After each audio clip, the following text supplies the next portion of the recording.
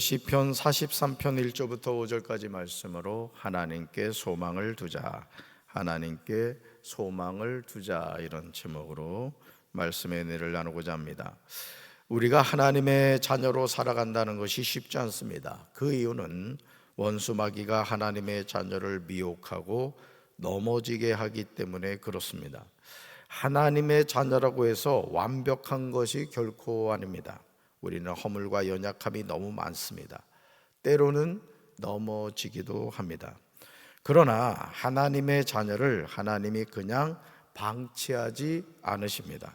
잠언 24장 16절에서 하나님의 자녀가 이 세상에서 어떻게 사는지를 전해줍니다. 우리 말씀 같이 읽습니다. 대저 의인은 7번 넘어질지라도 다시 일어나려니와 악인은 재앙으로 말미암아 엎드러지느니라. 아멘. 의인인 하나님의 자녀가 넘어지지 않는 것이 아닙니다. 의인도 몇 번 넘어진다? 7번 넘어진다는 거죠. 여기서 7번은 완전수입니다. 다시 말해서 이제는 끝난 인생입니다. 야, 이제는 끝났다, 더 이상 소망이 없다. 의인도 그런 상황에 처하게 될 때가 있다는 것이죠.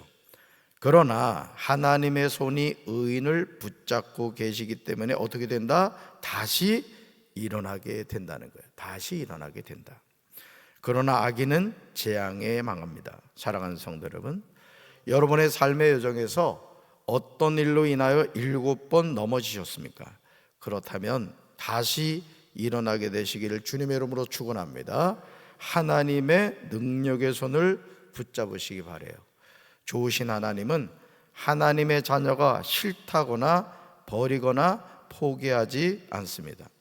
우리가 잘 알고 있는 복음성가 오 신실하신 주 가사를 기억하시기 바라요. 우리 가사를 한번 읽어보겠습니다.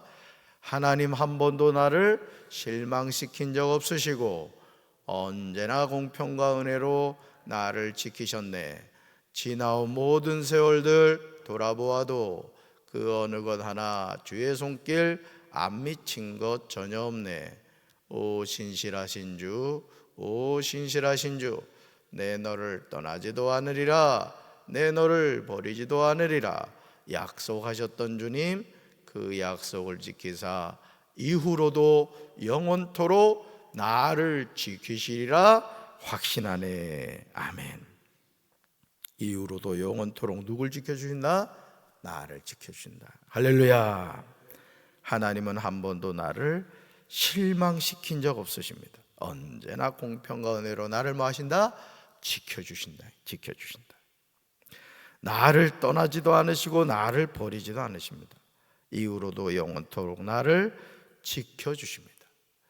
이토록 좋으신 하나님이 나의 아버지가 되시는데 무엇을 염려하겠습니까?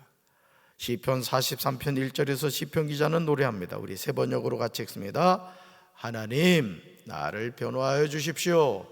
비정한 무리를 고발하는 내 송사를 변호하여 주십시오. 거짓을 일삼는 저 악한 사람들에게서 나를 구해 주십시오. 아멘. 시편 기자는 하나님의 도우심을 구하고 있습니다. 하나님, 나를 변호하여 주십시오. 얼마나 담대하고 멋진 요청입니까? 대다수의 히브리어 사본에서는요, 시편 42편과 43편이 한 편의 시로 묶여 있습니다. 여러분, 우리가 그걸 알 수 있는 것이, 여러분 42편 한번 보세요. 여러분 성경 보세요. 성경 보시면 5절 보세요. 5절. 42편 5절 읽어볼까요? 내 영혼아, 내가 어찌 낙심하며 어찌하여 내 속에서 불안해하는가? 너는 하나님께 소망을 두라. 그가 나타나 도우심으로 말미암아 내가 여전히 찬송하리로다. 자, 11절로 갑니다. 11절. 내 영혼아, 내가 어찌하여 낙심하며 어찌하여 내 속에서 불안해하는가? 너는 하나님께 소망을 두라. 나는 그가 나타나 도우심으로 말미암아 내 하나님을 여전히 찬송하리로다. 43편 5절로 갑니다. 내 영혼아, 내가 어찌하여 낙심하며 어찌하여 내 속에서 불안해하는가? 너는 하나님께 소망을 두라. 그가 나타나 도우심으로 말미암아 내 하나님을 여전히 찬송하리로다. 아멘. 같아요, 같아요? 같죠? 그러니까 시편 42편과 43편은 히브리어 사본에서는 하나로 묶여 있다는 거예요. 하나로. 이 시간 시편 43편 1절을 주목해 보시기 바라요. 나를 판단하시되 내 송사를 변호하시며 나를 건지소서. 하나님께 담대하게 구하고 있음을 보게 되죠. 이것은 무엇을 의미하느냐? 시편 기자가 평소에 아버지 하나님과 친밀한 관계를 맺고 있었음을 보게 됩니다. 우리가 성경을 펼쳐서 보시면 특별히 이 다윗 같은 경우는요, 다윗 같은 경우 하나님과 친구 대하듯이 이렇게 대화하는 장면이 많이 나와요. 하나님, 올라갈까요? 전쟁을 하는데 올라가서 싸울까요? 하나님이 가지 말아라. 올라갈까요? 내가 이번에는 뽕나무 뒤에서 이렇게 해놓을 테니까 그렇게 공격을 해라. 이게 마치 옆에 있는 사람처럼 하나님과 같이 이 전쟁을 하면서 전략 전술을 세우는 것을 보게 됩니다. 우리는 매우 낯설게 느껴지죠. 근데 여러분 아시죠? 하나님은 지금도 우리와 함께 하신다고요. 한번 이 시간 저를 한번 따라 보세요. 하나님이 여러분과 함께 하신다고. 함께 하신다고요. 그러니까 여러분 앞에 하나님 계시니까 한번 해봐요. 아빠 해봐요. 너 누구니? 그러실 것 같아요. 그러니까 평소에 여러분들이 이렇게 기도할 때 저는 담임 목사로서 우리 성도들이 부르짖는 기도하기를 원하는데, 이 기도하다 보면은 항상 이 하이 음으로 할 수 없단 말이에요. 그럴 때는 아버지하고 대화를 나누시란 말이에요. 아버지, 저 이런 일이 있었어요. 어떤 일이 있었어요. 이런 여러분의 마음을 하나님께 이야기하시라는 거죠. 여러분, 담대하게 하나님께 구할 수 있었던 건 뭐냐? 평소에 아버지 하나님과 친밀한 관계를 맺고 있었기 때문이라는 거죠. 삶의 여정에서 우리는 어려운 상황에 부닥치게 될 때가 있습니다. 그런 때 우리는 누군가의 도움을 절실하게 필요로 하죠. 하지만 평안할 때는 친구인 척 하다가 막상 내가 어려워지면 사람들은 나를 외면해요. 이것이 세상 사람의 인심입니다. 사실은요, 어려울수록 어떻게 돼요? 어려울수록 힘을 실어주고 격려해줘야 되잖아요. 그런데 세상 사람들은 뭐 잘 될 때, 내가 잘 되고 뭐 잘 나갈 때는 친구인 척 하는데, 예를 들어 내가 폭망했다 그러면 전화도 안 받는 거예요. 왜? 돈 꺼달라고 할까 봐. 이 세상 인심은 그렇습니다. 그러나 우리 하나님은 우리가 어려울수록 우리를 어떻게 하신다? 더 가까이 하신다 이거죠. 할렐루야. 정말 안타깝게도 시편 기자가 그런 상황이 되었습니다. 그런데 그 대상이 하나님이십니다. 시편 43편 2절에서 시편 기자는 탄식해요. 같이 읽습니다. 주는 나의 힘이 되신 하나님이시거늘 어찌하여 나를 버리셨나이까? 내가 어찌하여 원수의 억압으로 말미암아 슬프게 다니나이까? 아멘. 거답이 죽으세요. 주는 나의 힘이 되신 하나님이시거늘 어찌하여 나를 버리셨나이까? 지금 시편 기자는 고통스럽게 부르짖고 있습니다.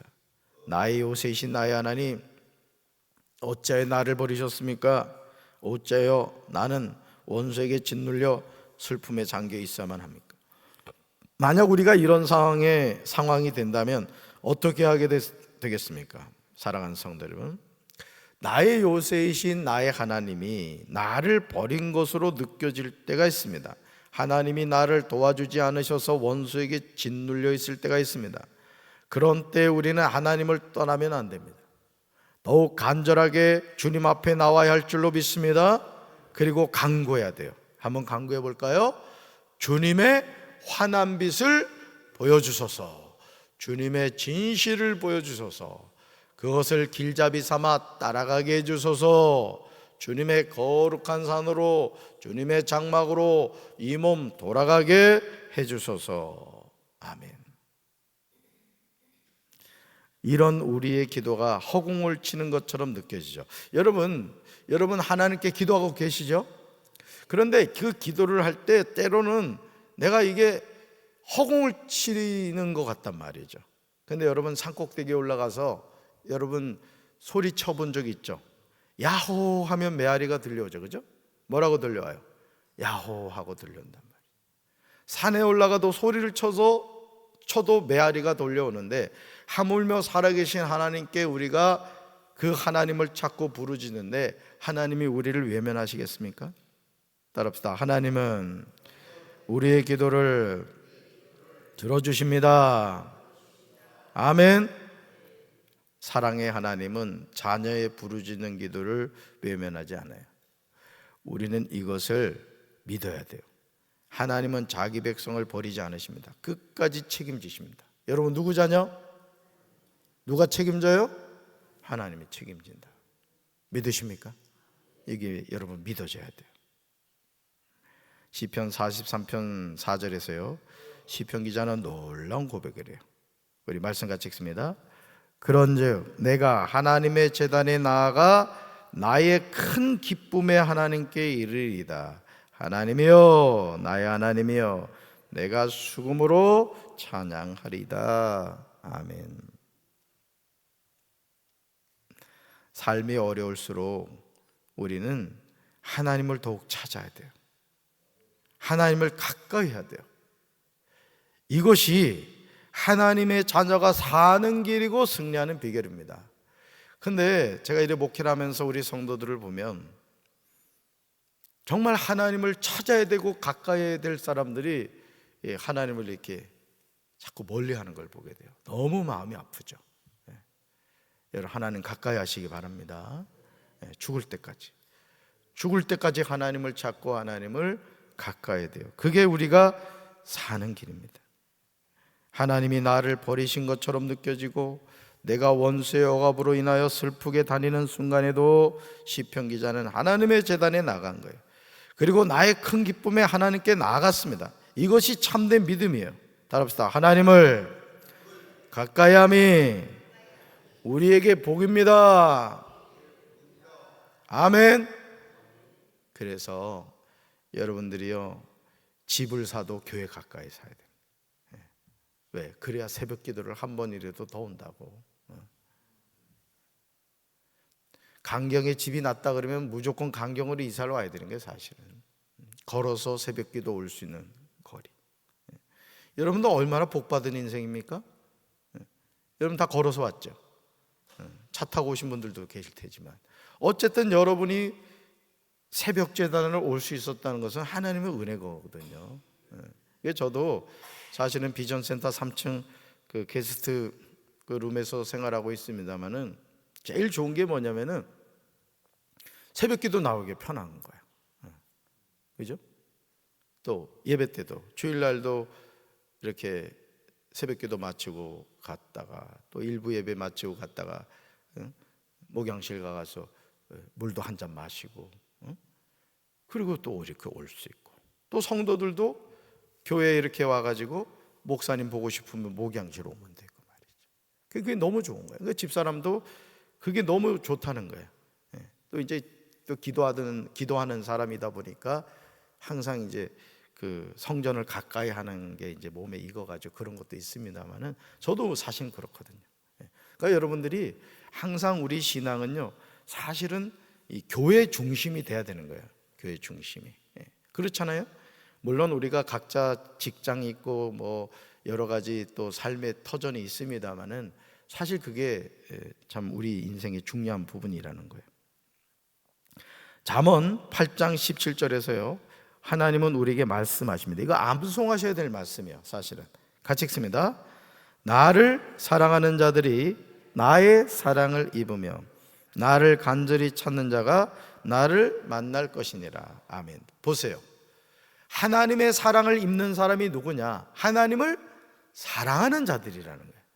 또 하나님을 만나는 사람이 누구냐? 하나님을 간절히 찾는 사람에게 찾는 사람이에요. 아멘이십니까? 너무 단순한 거예요. 근데 이 단순한 것을 우리가 놓치고 살아간단 말이에요. 놓치고. 그러니까 여러분, 우리 하나님 자녀인 거 믿으시죠? 그럼요.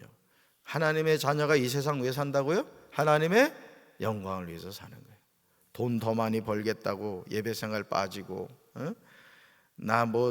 저 인생을 즐기면서 살겠다고 예배 빠지고, 이거는 정신 나간 짓입니다, 사실은. 그러니까 여러분, 우리가 그런 말 있잖아요. 집 나가면 개고생이다, 이런 말이 있는데 정말 우리가 하나님의 자녀는요, 예배 생활을 소중하게 여기게 되는 거예요. 그래서 옛날에 부흥사들이 이제 그런 얘기를 했잖아. 부흥에 와가지고 이제 예배 빠지지 말라고 하면서 어떤 사람이 이제 천국을 가려고 했는데 이제 사닥다리가 이제 그 야곱의 사닥다리처럼 천국으로 이어져 있더래. 근데 어떤 사람이 이제 올라가려고 막 사다리를 타고 올라가는데 중간에 이 잡아야 될 그 사닥다리 저기가 없더라는 거야. 근데 너무 높아가지고 자리질 않아가지고 천국을 못 갔다는 거야. 그게 뭐냐? 이제 영적인 해석을 하는 거야. 주위를 빠지고 해서 천국을 못 갔대. 여러분 그런 얘기 들으셨죠? 이게 우스갯소리인 것 같은데요, 정말 뼈 있는 말입니다, 사실은. 왜냐하면 이 예배 생활도 습관이에요. 그래서 저도 사실은 이제 월요일 날 이렇게 새벽 예배 설교를 합니다만 대부분 이 교회 담임 목사들이 이 월요일 새벽 설교는 안 해요. 피곤하니까 그냥 부목사들한테 맡기거든. 근데 이렇게 제가 이렇게 하면서 느끼는 게 뭐냐면 이것도 또 저에게 있어서는 하나의 리듬이란 말이에요. 리듬. 아닌 말로 담임 목사가 월요일 날 자빠져 자고 있다고 생각해봐. 어떻게 되겠어? 이건 뭐 저 자신의 어떤 목회적인 고백입니다만은, 여러분, 하나님을 사랑하는 자들이 하나님의 사랑을 잊게 되는 거예요. 아멘이십니까? 누가 하나님을 만난다고요? 하나님을 간절히 찾는 사람이에요. 그러므로 우리는요, 시편 43편 5절의 노래를 해야 돼요. 우리말 성경으로 한번 보겠어요. 우리말 성경으로 보겠습니다. 오 내 영혼아, 왜 그렇게 풀이 죽어 있느냐? 왜 그렇게 내 속에서 불안해하느냐? 너는 하나님을 바라라. 내가 오히려 그분을 찬양하리라. 그분은 내 얼굴을 도와주시는 분이시며 내 하나님이시다. 한 번 더요. 오 내 영혼아, 왜 그렇게 풀이 죽어 있느냐? 왜 그렇게 내 속에서 불안해하느냐? 너는 하나님을 바라라. 내가 오히려 그분을 찬양하리라. 그분은 내 얼굴을 도와주시는 분이시며 내 하나님이시다. 할렐루야. 누구 하나님? 내 하나님이라는. 내 하나님. 막 힘이 나지 않아요? 풀이 죽어 있지 마시기 바래요. 불안해하지 마시기 바래요. 하나님께 맡기세요. 이제까지 나의 삶을 인도하신 에베네셀의 하나님이 나의 삶도 인도해 주세요.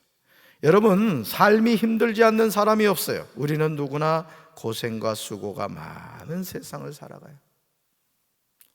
그러나 우리가 풀이 죽지 않는 비결이 뭐죠?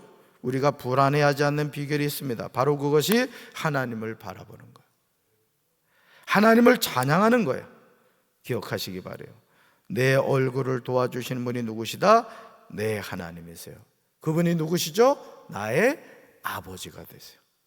따라합시다. 아빠, 아버지. 그분이 누구라고요? 나의 하나님. 오늘도 그 하나님 의지하셔서 힘차게 사세요. 오늘도 여러분의 삶에 좋은 일이 일어날 겁니다. 그 하나님과 동행하는 이 하루가 되시길 주님의 이름으로 축원합니다. 가슴에 손 얹겠습니다. 사랑의 주님, 이 세상을 우리가 살아가면서 내 힘으로 어떻게 살아가겠습니까? 인생에 말할 수 없는 고난과 역경이 다가올 때 우리는 좌절하여 넘어질 수밖에 없습니다. 그러나 나의 오른손을 잡아주시는 능력의 하나님이 계시기에 우리는 다시 일어날 수가 있습니다. 주님, 오늘도 하나님의 얼굴을 바라보며 하나님을 사랑하며 하나님을 찾는 삶을 살게 도와 주시옵소서. 우리 사랑하는 성도들 언제나 능력의 손으로 붙잡아 주시고 축복하여 주셔서 하늘문이 열리는 은혜가 날마다 있게 하옵소서. 불평하거나 원망하는 삶이 아니라 항상 기뻐하고 쉬지 말고 기도하고 범사에 감사하는 삶을 살게 도와 주시옵소서. 예수님 이름으로 간절히 축복하며 기도합니다. 아멘.